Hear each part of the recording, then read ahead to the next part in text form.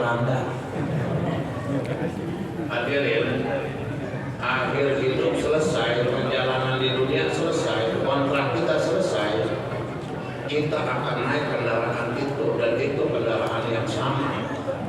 Kaya miskin, terkenal nggak terkenal, rakyat jelata, raja berkuasa luar biasa, sama. Dan yang namanya burung batang, hadirin, kendaraan kuning. Kenapa kuning? Sebab yang bikin nggak tahu siapa yang naik nggak tahu siapa yang bikin. Kalau ada yang bikin burung batang, tanya lah, ini buat siapa Pak? Pasti jawabannya wallahu a'lam. Bisa-bisa yang bikin yang naik duluan.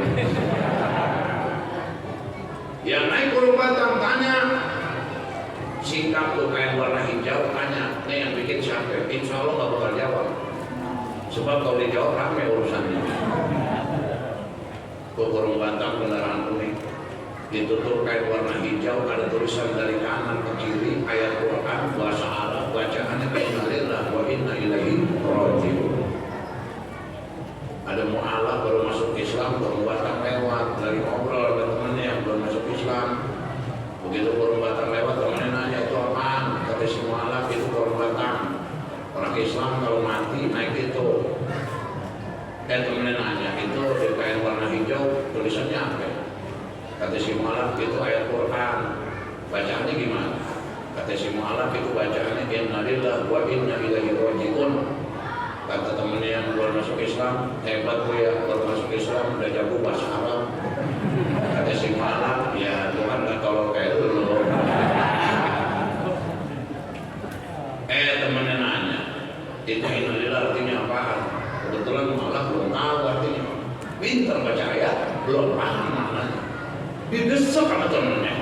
Karena didesak, akhirnya dengan terpaksa si mu'alaf bilang inna lillahi wa inna ilaihi raji'un. Itu artinya yang tak berkepentingan dilarang masuk. Ini malam ya, Bang Kiai, saya ajak jamaah ketawa. Kenapa?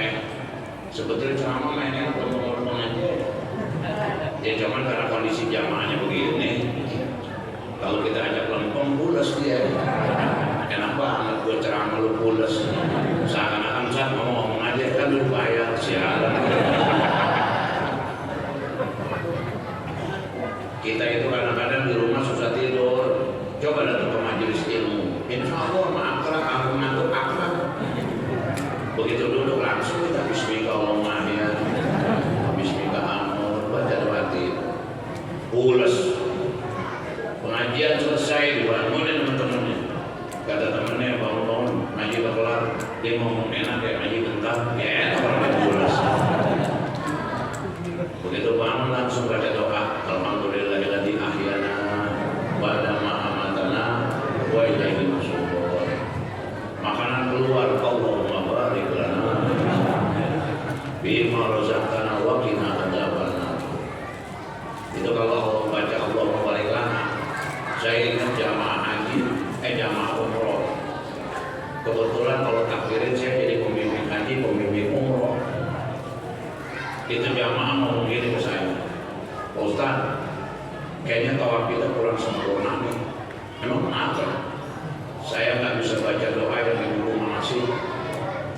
Saya bilang, Pak, tawaf itu kalau Bapak nggak bisa baca doa yang di buku manasik dari Departemen Agama, Bapak lagi tawaf baca aja tasbih.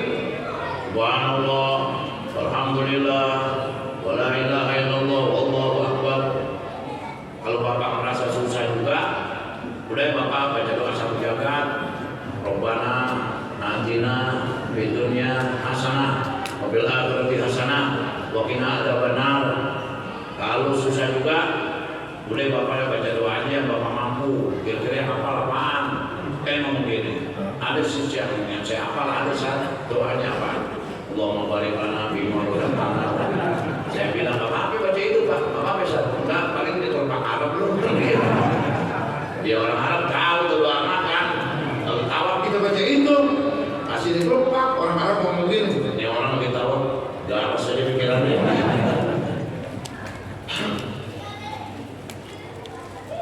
Nah jadi kembali, dua hal kita pegang. insya Allah di dunia selamat, di akhirat sejahtera. Apa dua hal itu? Yang pertama at-taqdimu lillah, yang kedua wasafaqatu li khalqihi. Agungkan Allah, Sayangi makhluk Allah Subhanahu wa taala. Ini dua hal perkara penting. makanya saking pentingnya dua perkara ini sampai As-Syekh Nawawi bin Umar Al-Jawi berkomentar, fa inna jami'a awamirillahi ta'ala tarji'u Ila khoslatain. Kata Syekh Nawawi, Al-Bantani, ada juga yang bilang Al-Jawi. Kalau orang Betawi nyebutnya Al-Bantani, kalau orang Kalimantan nyebutnya Al-Jawi. Saya pernah ceramah di Kalimantan Barat, di Pedalaman. Itu saya masuk dari mulai Abang, Sidas, Tubang Rai, Entikong, Sanau, balik Singkawang, masuk ke Sambas. Itu saya datang ke sana habis kerusuhan tahun 2000. Itu saya berita guru saya. Kalau bukan berita guru mana berani gue. Habis kerusuhan datang, kan sama aja gue ngantangin tawuran. Itu saya lagi ceramah di Sambas, dipasangin petasan. Wah, dia banget bunyi. Saya mikir begini, wah gak pulang kayaknya bener. selesai ceramah disamperin saya sama orang situ, ditanya, dari mana Pak? Betawi saya. Oh Jawa, Betawi. Di Jawa. Ternyata dia nggak tahu. Yang dia tahu di luar Kalimantan, di luar Sumatera, Jawa. Betawi nggak tahu dia. Makanya orang Betawi kadang-kadang kesiangan juga ya.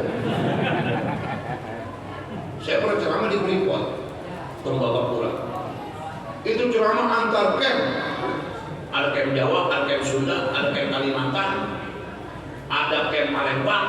Betawi nggak punya camp, Bumpang sono, dikit.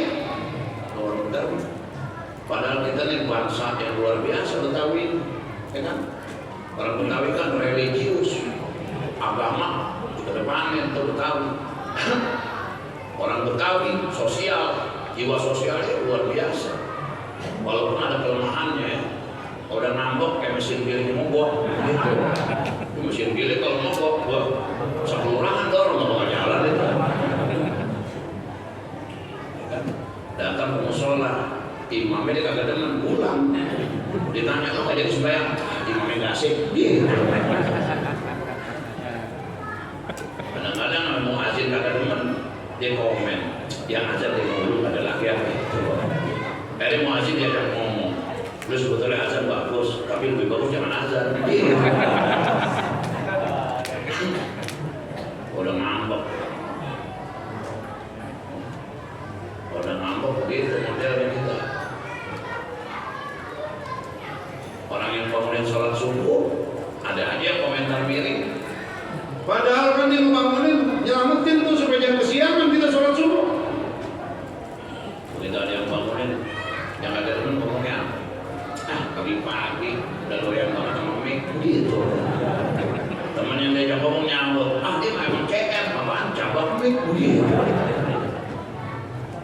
Hadirin, bangunin subuh itu sederhana, tapi nggak gampang istiqomah. Apa-apa kan itu susah istiqomah.